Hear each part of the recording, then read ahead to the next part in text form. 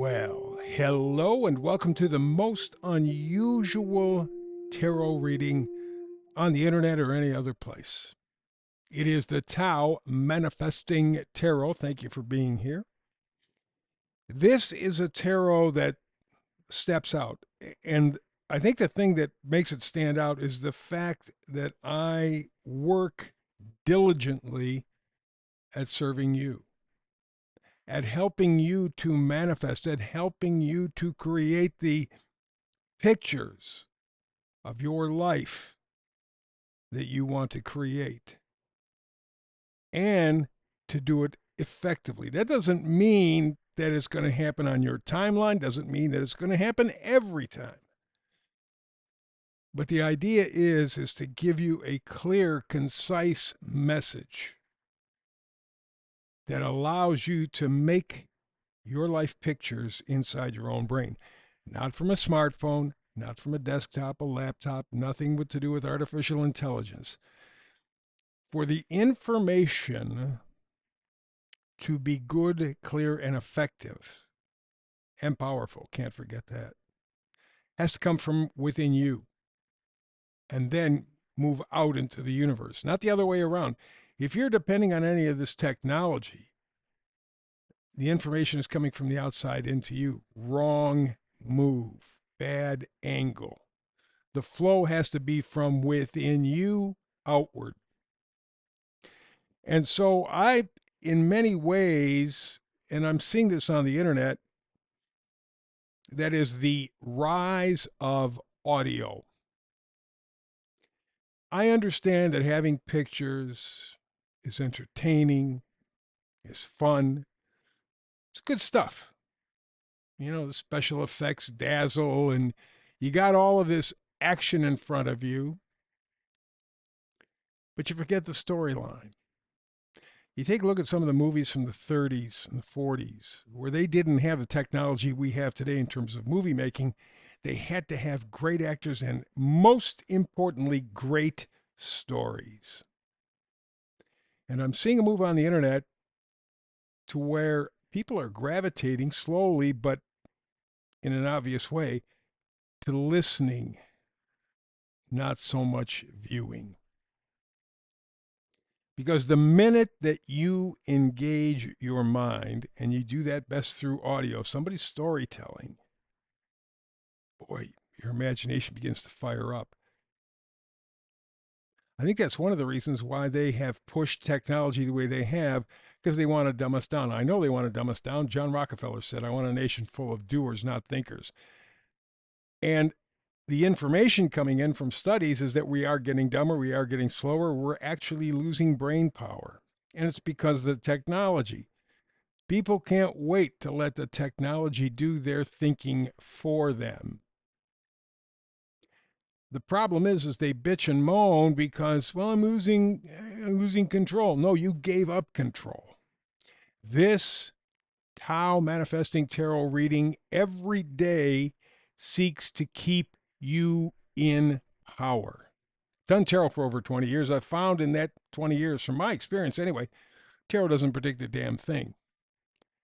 But it does have to do with the science of potential, your potential to create these pictures. And you're already doing it, you're just doing it negatively.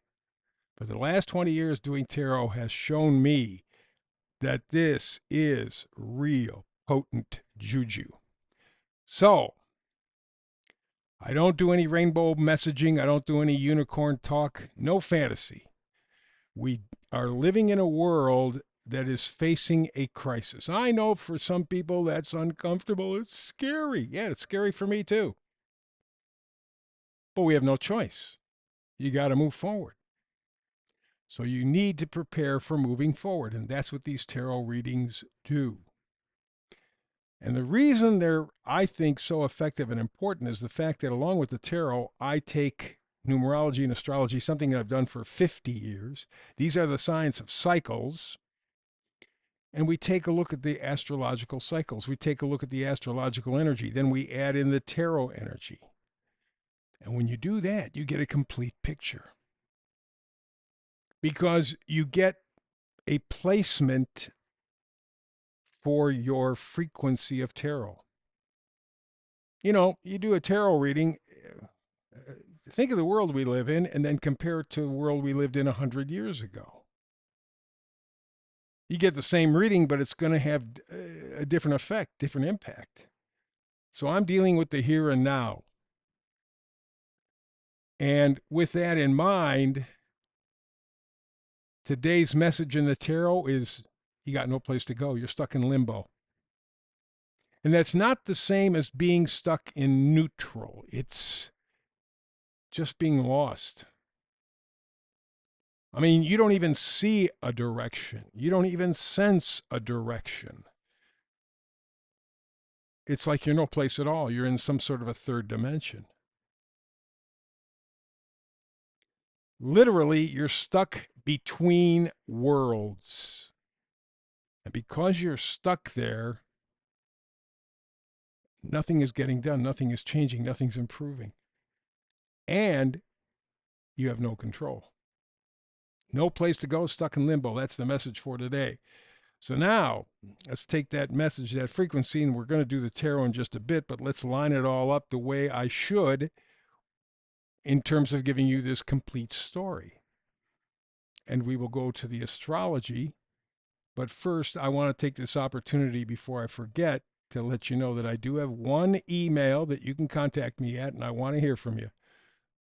It's tau-tarot@proton.me. Tau-tarot@proton.me. I had a number of different emails, and just maybe I was lazy, whatever the hell the case may be, but I didn't fix the problem. Well, I fixed it now, and I don't want to be on Gmail or all the other just typical things. So proton.me works very well. And you can send me a message. You like it, you think it stinks, maybe some thoughtful messages like, hey, did you ever think ... whatever. It's communication. tau-tarot@proton.me. And we can do this thing together. Very much appreciated. So let's get to the astrologic. That is the astrology, the thing that I've done for 50 years, the science of cycles.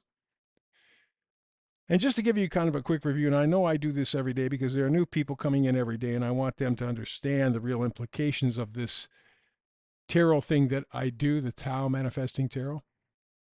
Go back to 1776, July 4. That's when we signed the Declaration of Independence here in the United States of America.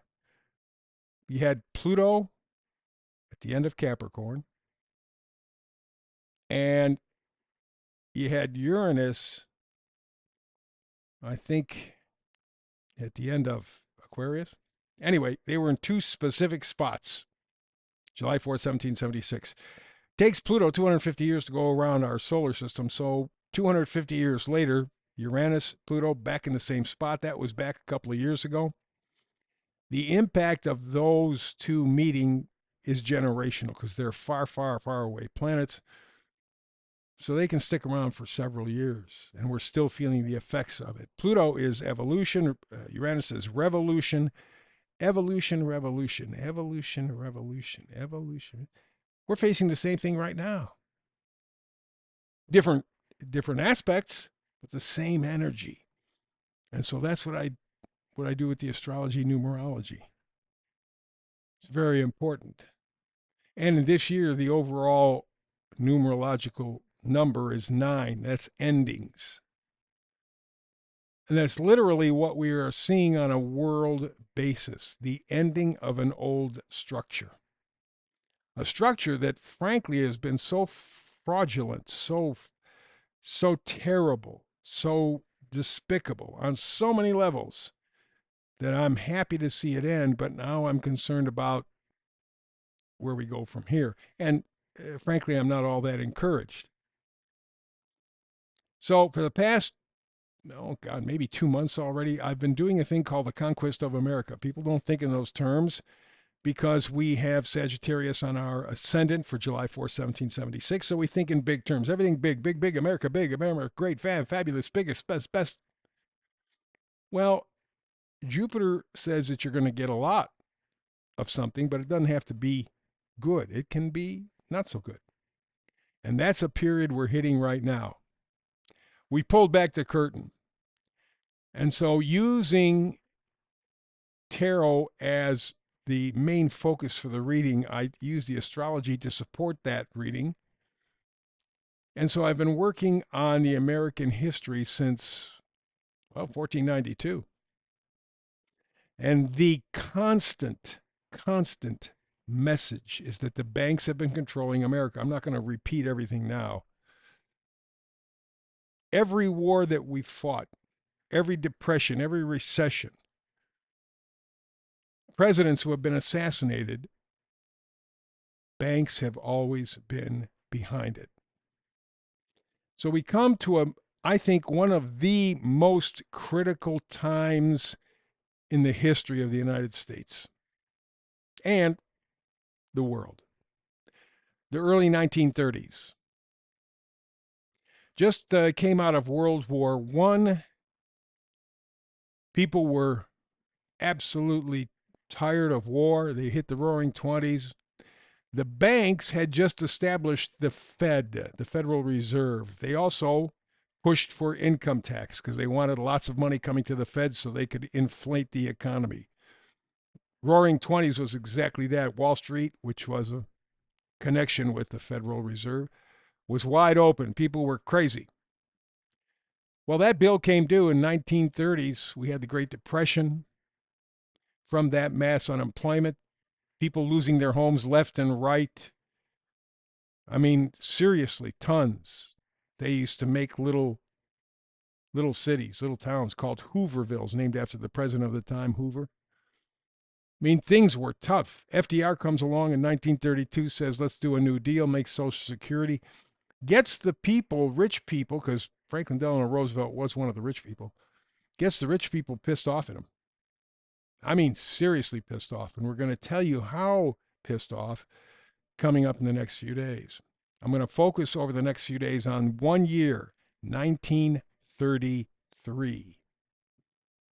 And I'm going to take, I think there are about 3 or 4 different things that happened in that year that are absolutely, essentially critical to the United States of America and the world. And we're seeing the results of that right now.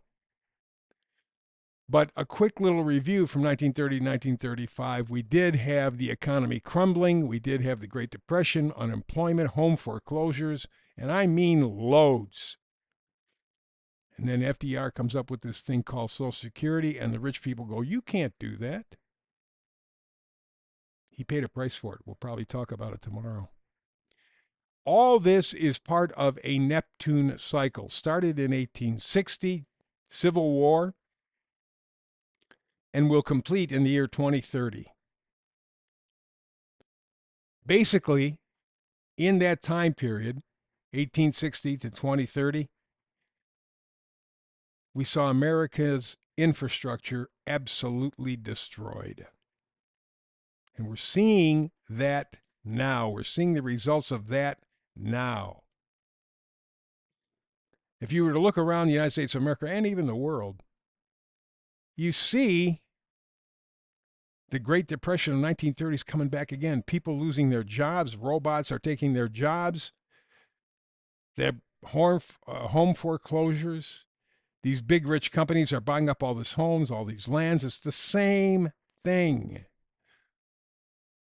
And if they offer us a new deal, bankers offer us a new deal, will it serve us or serve the bankers?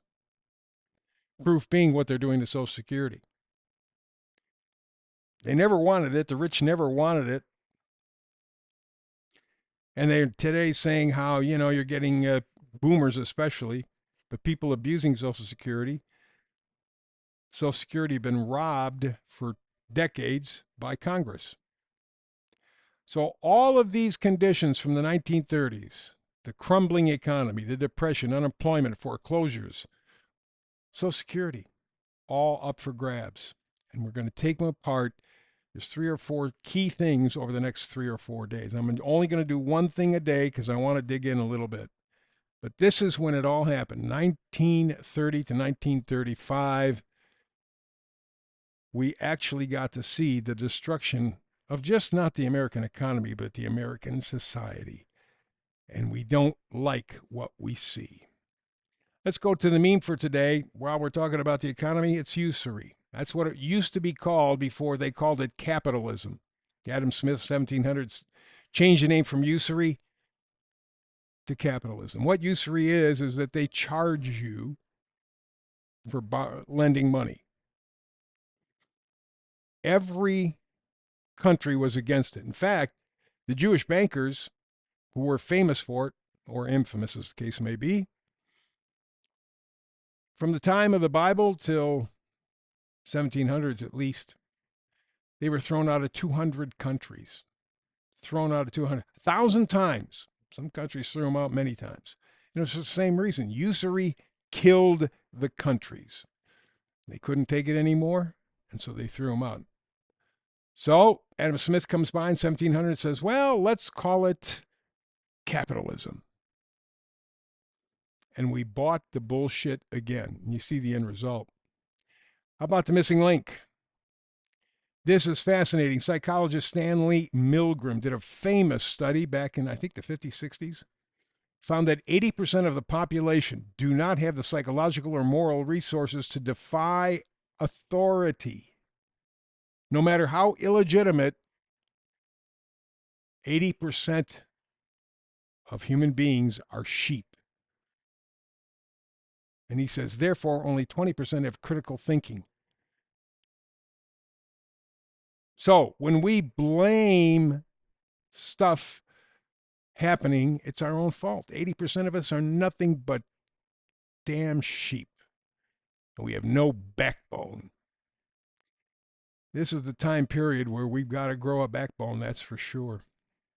Let's go to the tarot. Justice is the first card. Justice is all about truth, honesty, balance, about trust. We understand life isn't always fair and life doesn't always work out evenly, but we expect to have justice. Honesty, please. Okay, so, if you compare A to B and B wins, then it does. Okay, fine, but we want that honesty, that truth, that integrity, the very things that are missing in the world right now. There's no justice in the world. Next up, Knight of Pentacles. Knight of Pentacles talks about education, progress. He's working on his value system. That's what Pentacles are all about. Any tarot reader who tells you it's about money is an asshole. And run from them because they're very shallow. Yeah, money's part of it, but more important, and it should be obvious these days, it's our value system. Is it just getting a bigger home? Is it getting another car? Is it getting more clothes? Is it get what?